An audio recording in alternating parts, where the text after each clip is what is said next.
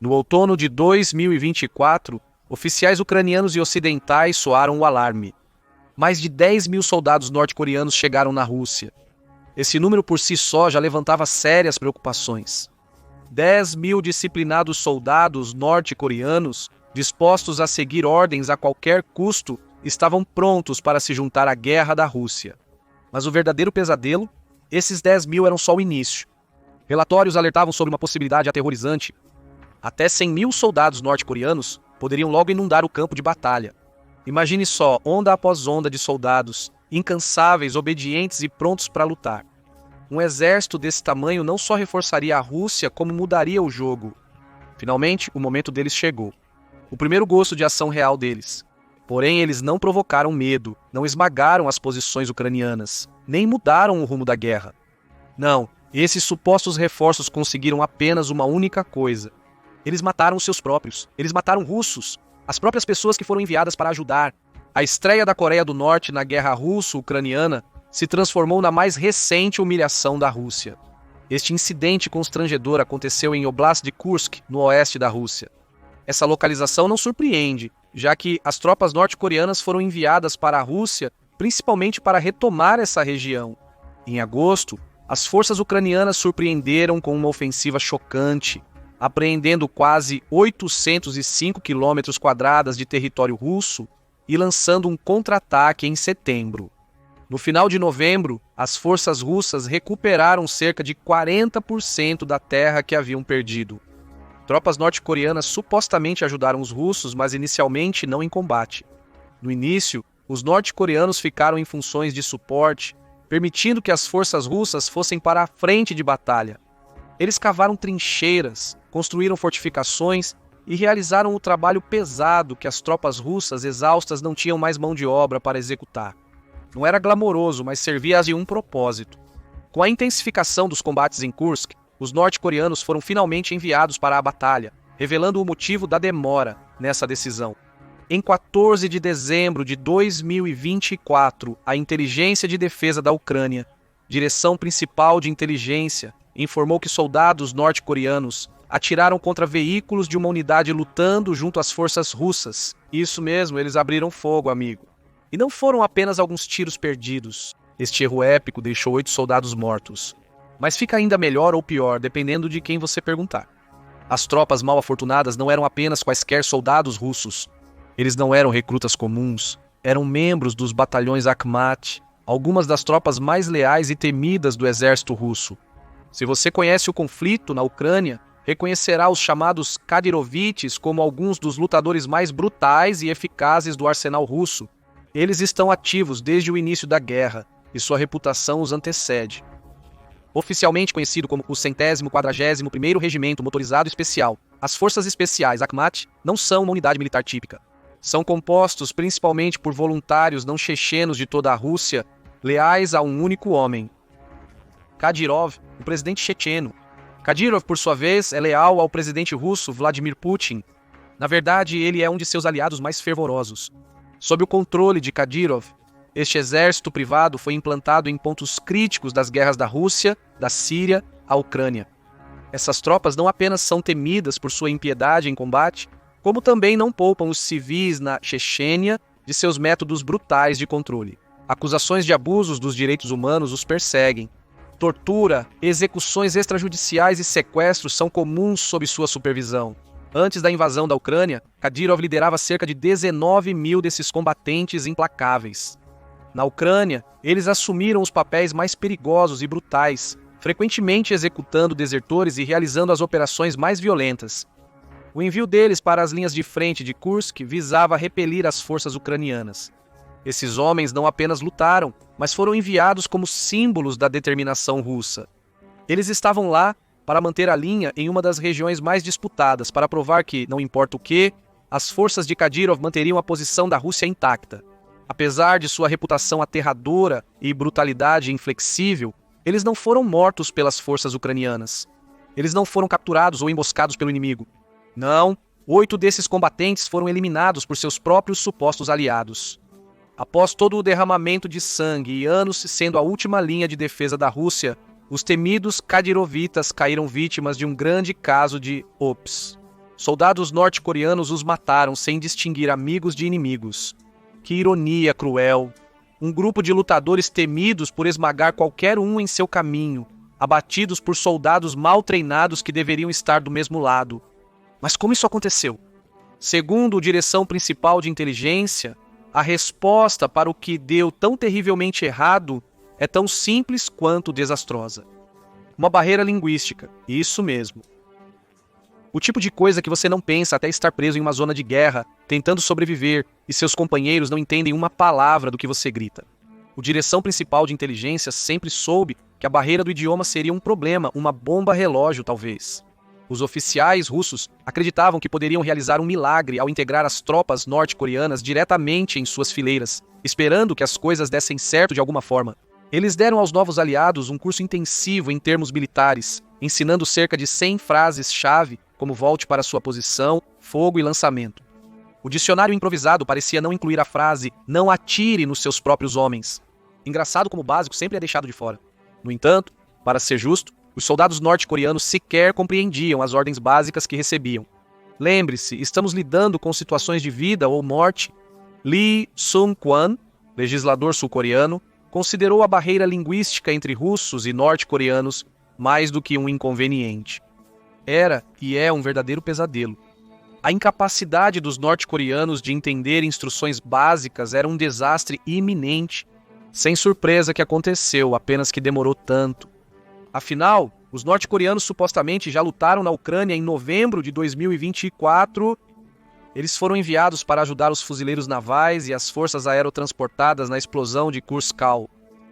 No entanto, considerando sua notória inabilidade, é surpreendente que nada catastrófico tenha ocorrido de imediato. Bem, pelo menos nada que saibamos. Joseph S. Bermudez Jr., especialista em defesa da Coreia do Norte no Centro de Estudos Estratégicos e Internacionais, não está surpreso com esses desenvolvimentos. Ele afirmou que conduzir operações de combate com uma força aliada que não fala a mesma língua apresenta problemas reais que um glossário militar não resolveria. Não se pode enviar 2 exércitos sem nada em comum para a batalha e esperar que tudo dê certo, especialmente quando a barreira do idioma está longe de ser o único problema dessa aliança disfuncional. Essa união nunca teve chance real de dar certo. Áudios interceptados de outubro de 2024 revelam o caos na parceria Rússia-Coreia do Norte desde o começo. Em conversa vazada, um soldado russo reclama que os líderes não sabiam o que fazer com os novos recrutas norte-coreanos. Além disso, havia apenas um intérprete para cada 30 soldados. O cenário ideal para qualquer operação, muito menos uma guerra. O áudio vazado, com palavrões e frustração, revela o quão desorganizada e mal preparada a aliança estava desde o começo. Considerando com quem estamos lidando, não surpreende que a integração das tropas norte-coreanas às forças russas tenha sido um completo desastre. De um lado, há soldados russos abatidos pela guerra, cansados, desmoralizados e sem entusiasmo em compartilhar suas fileiras com novos companheiros. A última parte pode estar relacionada ao racismo exacerbado nas tropas russas. Segundo Bermudez, há um nível significativo de racismo no exército russo, apesar da grande diversidade étnica do país. O desprezo cultural ficou claro desde o início, quando os soldados norte-coreanos foram chamados de chineses no áudio vazado que discutimos. Errar a nacionalidade de alguém não é a melhor forma de iniciar uma aliança, concorda? Por outro lado, pense em quem os russos estavam recebendo em suas fileiras já patéticas. Soldados inexperientes com treinamento precário e habilidades de combate insuficientes.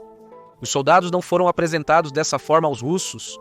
Os relatórios iniciais mencionavam soldados de elite do Corpo de Tempestade da Coreia do Norte, selecionados pessoalmente pelo líder supremo do país, Kim Jong-un. O Corpo de Tempestade é a principal unidade de forças especiais da Coreia do Norte.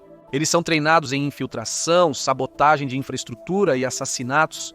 Esses soldados são intensamente treinados para resistir à dor física extrema e tortura psicológica, tornando-os formidáveis em operações especiais. Em teoria, eles são superiores ao resto, prontos para enfrentar qualquer desafio com resiliência. Mesmo que alguns soldados do Corpo de Tempestade fossem enviados para a Rússia, eles representariam uma pequena fração do total de tropas norte-coreanas envolvidas. E mesmo essa fração provavelmente não inclui os melhores membros do Corpo de Tempestade, segundo um desertor norte-coreano. Você pode se perguntar, as forças especiais não deveriam ser as melhores por definição? O corpo de tempestade elite norte-coreana não é tão pequeno e unido quanto os Navy SEALs americanos ou o Special Air Service britânico, apesar de sua reputação. O corpo de tempestade é uma unidade massiva com 40.000 a 80.000 soldados. Isso difere bastante dos poucos comandos altamente treinados esperados de um típico grupo de forças especiais. Embora sejam mais bem treinados do que a maioria do exército norte-coreano, eles não se comparam às forças de elite de outros países. A maioria das forças enviadas para a Rússia vem de unidades militares regulares da Coreia do Norte, o que não ajuda. Apesar da lealdade e doutrinação, essas unidades não possuem experiência real de combate. Em resumo, enviar esses soldados para as linhas de frente da guerra russo-ucraniana é como enviar cordeiros para o abate. Como é possível que um exército de 1,3 milhão de soldados em serviço ativo careça tão gravemente de experiência em campo de batalha? A última vez que forças consideráveis da Coreia do Norte participaram de uma guerra foi há mais de 70 anos. A Guerra da Coreia, precisamente. Desde então, tiveram poucos compromissos no exterior, principalmente em funções de assessoria ou não combatentes.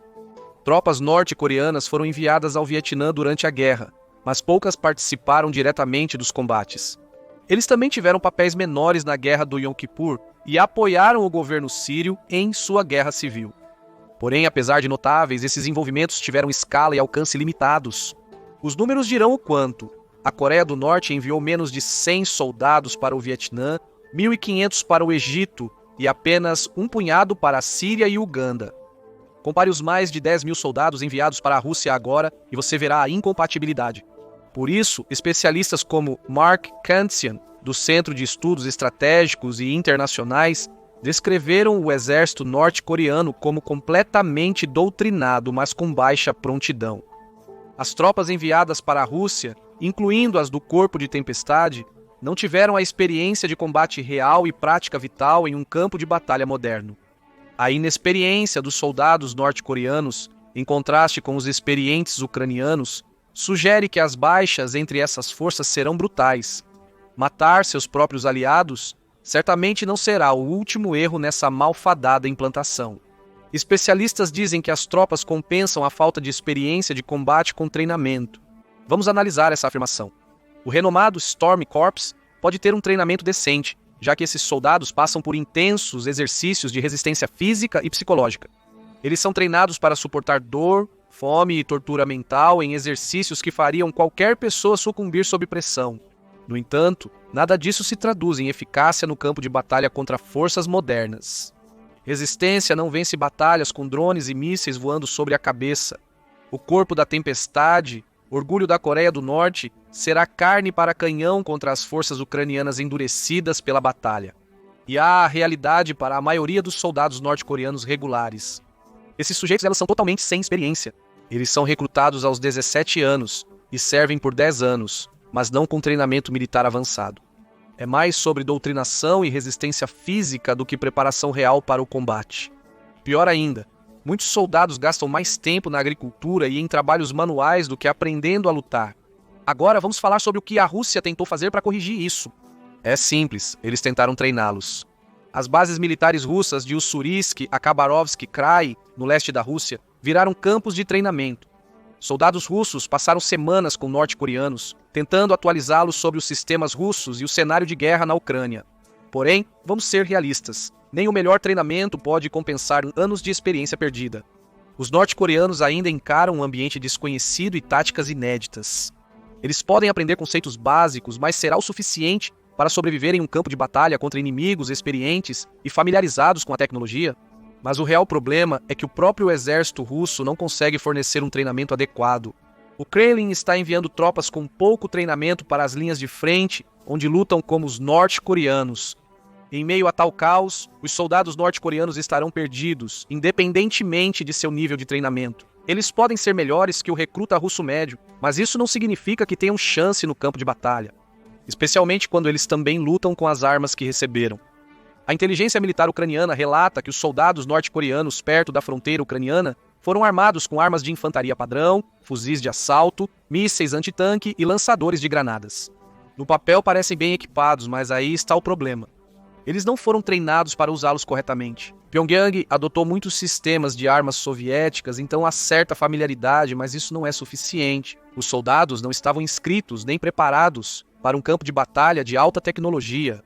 As tropas norte-coreanas receberam tecnologia avançada, como visão noturna e dispositivos de imagem térmica, além das armas usuais. Essas ferramentas podem mudar o rumo da batalha nas mãos certas, mas não são as mãos adequadas. Os soldados norte-coreanos não recebem treinamento com esse equipamento. Eles não aprendem a operar drones ou equipamentos militares de alta tecnologia. O treinamento doméstico não os preparou para esses sistemas complexos. O treinamento deles na Rússia pode ter permitido a familiarização com armas avançadas, mas não o domínio delas. Em uma guerra onde segundos contam e a tecnologia reina, isso é uma falha fatal. Por isso, as tropas norte-coreanas em Kursk estão supostamente cobertas por drones First Person View, visão em primeira pessoa, não os operando diretamente. Esses são apenas alguns dos problemas da Coreia do Norte na Rússia. Como previsto, essas tropas, já sob o jugo de um regime brutal, estão na base da hierarquia militar russa. Eles são essencialmente carne para canhão, ativos descartáveis nas tentativas de Moscou de reforçar seu esforço de guerra. A Rússia está usando-os como escudo para encobrir suas perdas. Relatórios diários de Kursk sugerem que as tropas estão sofrendo grandes perdas. Em 1º de dezembro, o presidente ucraniano Volodymyr Zelensky admitiu as perdas norte-coreanas. Enquanto a Rússia tentou manter a verdadeira escala dessas perdas em segredo, é difícil esconder a dura realidade. Zelensky afirmou que a Rússia está queimando os corpos dos soldados norte-coreanos mortos para disfarçar a extensão do dano. Ele mencionou queimar seus rostos para impossibilitar a identificação. Os soldados norte-coreanos na Rússia estão sendo tratados com total desprezo, até mesmo na morte. Até 14 de dezembro, ao menos, 200 foram confirmados mortos. Sejamos francos, Putin não liga. Ele não se preocupa se os soldados morrem por fogo inimigo ou amigo, desde que cumpram seu objetivo. Ele vê as tropas norte-coreanas como peões descartáveis em um contexto geopolítico mais abrangente. Eles estão lá para absorver baixas, desviar a atenção das perdas russas e fornecer um reforço temporário de mão de obra crucial para a Rússia. Para ele, as mortes são um pequeno preço a pagar na busca de seus objetivos de guerra. É por isso que os norte-coreanos continuam morrendo em Kursk. Na verdade, as perdas estão aumentando diariamente. Até 17 de dezembro, as forças ucranianas teriam matado 50 soldados norte-coreanos em Kursk em apenas 3 dias, com outros 47 feridos. Contudo, isso pouco retardou a ofensiva russa. A 94ª Brigada separada da Coreia do Norte, implantada na região, segue sendo reabastecida mesmo com pesadas perdas. Suas mortes, embora trágicas, parecem ser resultado inevitável desta sombria aliança. Para os norte-coreanos que ainda lutam em Kursk, as chances de sobrevivência diminuem diariamente. Assim sendo, é possível que o assassinato de soldados russos não tenha sido acidental. Talvez tenha sido um recado: se cairmos, vocês caem junto. Você vê isso como um cenário potencial, ou os norte-coreanos são tão incompetentes? Deixe seu comentário abaixo com suas ideias.